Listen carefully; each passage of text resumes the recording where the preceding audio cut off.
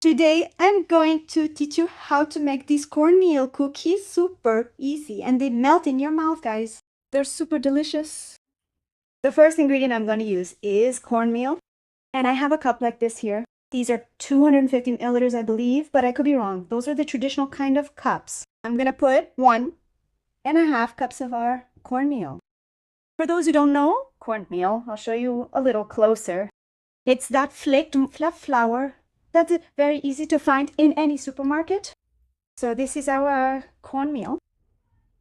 The next ingredient we're going to use is 130 milliliters of coconut milk. If you don't want to use coconut milk, you can substitute regular milk, okay? But this recipe will be gluten-free and lactose-free. I start by starting to mix well. To hydrate the cornmeal well, this is very important.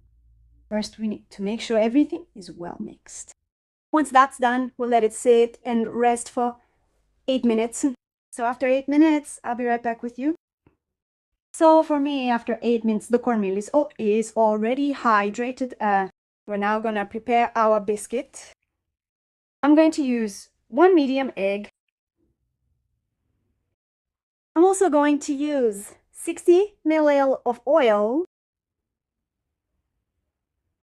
5 heaping tablespoons of sugar. If you like it a little sweeter, you can add a little more. I'm going to start to mix the egg well here, to incorporate the egg well into our cornmeal, into our mixture, into our dough. While I'm mixing here, take the opportunity to tell me in the comments below if you like easy recipes like this, recipes with cornmeal, and what city you're watching from, so I know how far my video has reached. I'm gonna add my next ingredient now, which is starch. I have here a full cup, the same cup I used to measure the cornmeal. I also measure the starch, 1 cup of starch.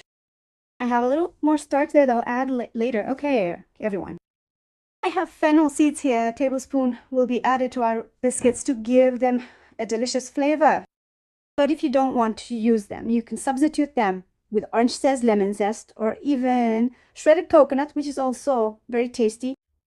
And here I have a tablespoon of baking powder, royal baking powder. I'm going to use my hands to mix it in and make it easier.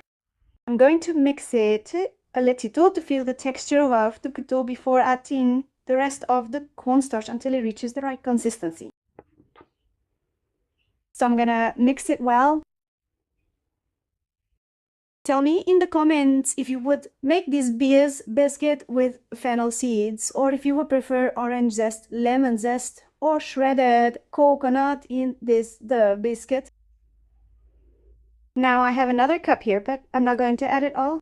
I'm gonna add it little by little and stir until it reaches the right consistency.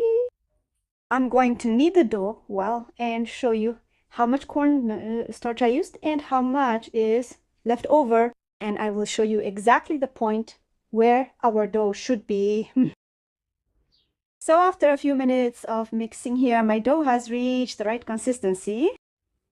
You can already see that it's a really nice dough, doesn't stick to your hands, Dean. And I didn't use all the starch. I'll show you. Look, there's a little less than half a cup left, so I didn't use it all. Keep adding until your dough reaches this point here.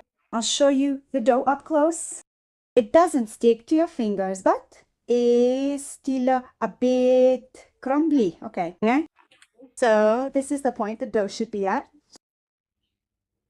If your dough reaches this point, then it's right. And to shape it, I take a little bit of my dough, roll it into a small log on the table, and shape it into a round shape. Super easy and super quick. And I'm going to put it in a pan that I've already greased with a little oil.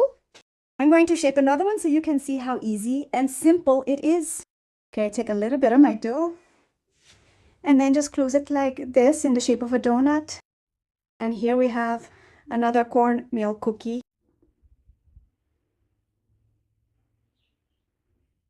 With all of them ready, I'm going to put them in a preheated oven at 180 degrees for about 20 to 25 minutes. And at the end, I turn on the broiler to let it brown a little on top. I just took them out of the oven to show you. Look, they've already risen quite a bit.